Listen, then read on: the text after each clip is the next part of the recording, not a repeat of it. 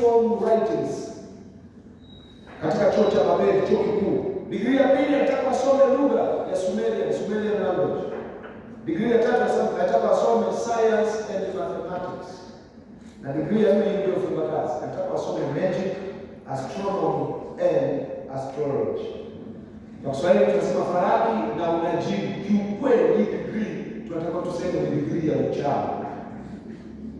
Alafu vijana ni wachawi. Haikuwasumbua scholarship. Nasema swala la kusoma. Tutaenda kusoma. Unajua akili yangu inawaambia nini? Tuna uwezo wa kusoma hata vitu vya kusema zamani tulikuwa nyani, ulimwengu huo kuumbwa ulitokea tu, lakini bado tukabaki na Mungu na tukaweza kutenganisha kati ya tunachosoma na imani yetu. Sio naongea na mtu. Kwa hiyo wakakubali hii ya kusoma. Wala haikuwa na shida. Na Nebukadneza aliamini wataingia chuo wakiwa Wayahudi. Kwa elimu hii, kwa hizi degree nne, wakitoka hawatakuwa Wayahudi tena, watakuwa Wakardayo, watakuwa Wababeli. Na haya ndio yalikuwa mazingira mapya magumu walikutana nayo. Kumbuka ni mateka wa kivita. Kumbuka wako ugenini, hawana baba, hawana mama, hawana mjomba, hawana serikali, hawana kiongozi, hawana msimamizi mwingine yoyote. Wako ugenini kama mateka wa kivita. Alafu wamebadilishwa majina. Alafu wamepewa scholarship. Alafu sisahau, kwa mujibu wa maendeleo yaliyokuwepo, jiji la Babeli lilikuwa na anasa zaidi kuliko Yerusalemu. Kwa hiyo wako pia mjini kati ya jiji. Muulize jirani yako, ukitoka Tandahimba ukaja Iringa, jiji hili si Iringa jamaa mita. Iringa na Kusumbuka. Ngoja mtoto. Wakati nasoma niko diploma, kwa sababu nilisoma ile form 2 mwaka mmoja, 3 4 mwaka mwingine, certificate, diploma, degree. Tukiwa degree, alikuja jamaa mmoja hivi, akanipenda tu, lakini kimwangalia kama mvuta bangi. Ila akasema bro, mimi nakukubali sana kama tuwe marafiki. Sasa tunataka nikamwambia karibu. Na ndogo mwingine alikuwa mchungaji huko Masai mmoja, na akasema bro, mimi tuwe marafiki. Nikamwambia sawa, kaanza kuwa marafiki. Sasa tulikuwa kila tukikusanya kama wanafunzi, tukaamua tujitambulishe, yaani kama hebu tujitambulishe darasa fulani, wajitambulishe, unajitambulisha jina lako na unapotoka. Tukajikuta chuo chetu chote wote tunaonekana tumetoka Dar. Na ndio wewe unatoka Dar. Na wewe jamaa mmoja akasema anatoka Dar. Na nikaanza ndio darasa ndio anasema wewe. Tumetoka kujitambulisha, tukawa tunavuka, wanaofahamu Mafiati ile kipindi cha taa za barabarani hizi. Na ni eneo kidogo linachanganya kutokana na nilipokaa. Yule jamaa, kwa sababu tunavuka upande wa pili, alichomoka kama mshale, akakoswa na gari.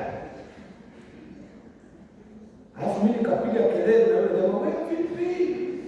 Tulipopiga kelele tukachanganya. Akarudi. Aliporudi tuliko, akakoswa tena na gari. Alipokoswa na gari ya pili, yule dogo wa chunga akaingia barabarani, akamwambia sasa twende. Alafu jamaa akakimbia. Sasa mimi nimesimama na shangaa mchezo leo mchezo. Akakimbia kufika katikati ya barabara, yule dogo wa chunga akarudi niliko. Alafu jamaa akasimama sasa elewi aende mbele au arudi. Mimi nikashautia njoo haraka. Aliporudi mara ya tatu, bodaboda ukamkosa.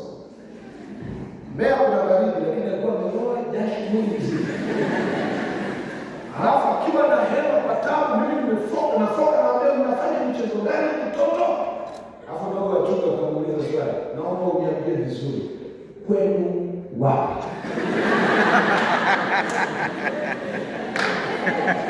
Alafu jamaa kama mkweli akasema kwetu Mbinga.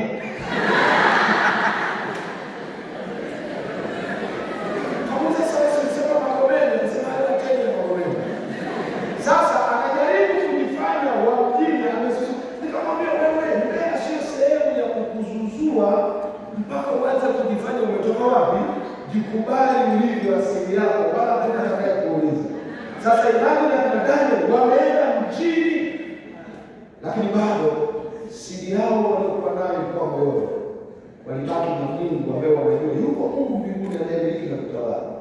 anayemwinua anayemtaka na anayemshusha anayemtaka, na huyo ndiye Mungu anayemwamini. Fanya utakavyofanya, lakini yuko Mungu mbinguni anayemiliki na kutawala, anamwinua anayemtaka na anamshusha anayemtaka.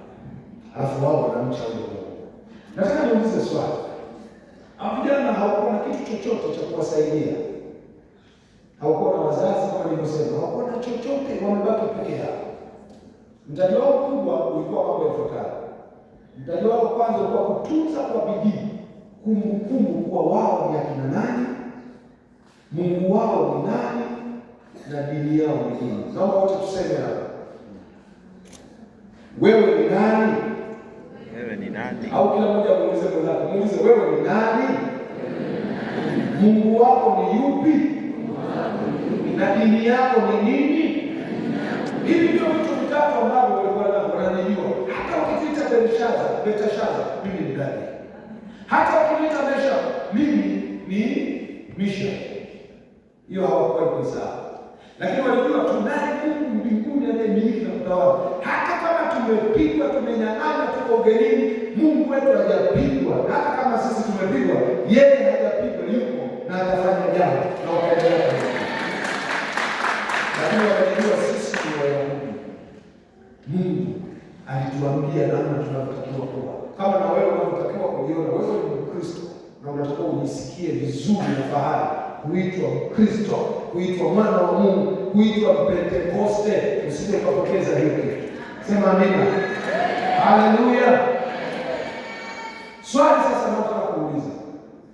Je, ukiondoka nyumbani kwenu ukawa mbali na wazazi wako, na naomba utafakari, ukajikuta uko mbali na utamaduni wako, uko mbali na kanisa wanapokujua kule kwenu kulikotoka, na kuja chuo, baada ya miaka mitatu utaendelea kubaki na kumbukumbu ile uliyoingia nayo chuo? Utaenda kujibu na kwenda kulala. Hivi wewe ni yule uliyekuja mwaka wa kwanza ama tutarajie mwingine? Hilo baki nao. Lakini hao vijana waliingia wakiwa na imani, wakatoka na imani zaidi. Waliingia wakiwa na ufahamu kiduchu, wakatoka na ufahamu mkubwa kuhusu Mungu. Kwa hiyo kwa lugha nyingine, mazingira haya tunayokuwa mbali na wazazi, mbali na utamaduni, mbali na watu wanaotufahamu, ni mazingira ya kujinoa zaidi kumjua Mungu kuliko kupoteza Mungu. Sema hapa utaondoka na Mungu. Haleluya. Na naomba nikwambie, Ukristo hauko kwenye, niseme hauko hadharani. Ukristo uko chochoroni. Unajua kuna watu hapa ukiwabeba ukawapeleka Malaysia wararuka akitua tu, alafu ndio tukasafiri bachi ya pili tukaenda tukamkuta, mtashangaa vya mshaka. Utamkuta mtu anatembea tofauti, anavyoongea tofauti, anavyokula, yaani mtu mwingine, na kinachofanya yuko sehemu hakuna anayemjua. Kuna mtu ananielewa nini ninachosema?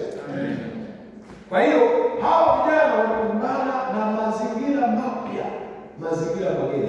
Hili ndio jaribu kubwa kuliko majaribu yote yanayowaangusha na kuwashinda vijana wote duniani, wakijikuta mbali na wazazi ambapo hakuna mtu anaweza kusema acha hicho usifanye. Wakijikuta wako sehemu ambapo yeye ndiye anayeamua alale saa ngapi, amke saa ngapi. Naamini hapa tuone watu wengi, si ndio ngumu tulionao. Anaamua yeye aingie darasani ama asiingie. Tunafanya nini? Anaweza tukaamua hata hapa afue shati atembee. Tena hii liga hii. Kile kipindi inakuja huko. Siku moja tulikuwa chuo cha Tumaini kule ambapo tunafanya sehemu kule. Wakawa wananichukua. Kipindi hicho kulikuwa sijui kama pastor wa Mungu. Kulikuwa na mabinti fulani walikuwa watoto wa chepeo nafikiri pale. Walikuwa waimbaji, walikuwa wapata dada fulani hivi.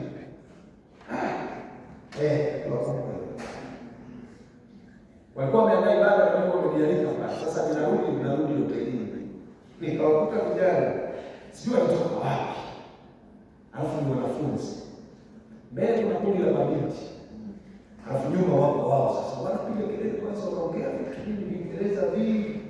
Kilichonishangaza, badili mimi nilikuwa ndani ya gari, nilikuwa nafikia wao wakavua mashati. Alafu hata ambapo hawana fupi na tembea na mimi. Mpaka nikaendelea kupunguza mwendo, nione maajabu ya vijana. Alafu nikawaza hivi lakini lote linachapa utoto mbao. Yaani hapo baba anajiona bonge la binti.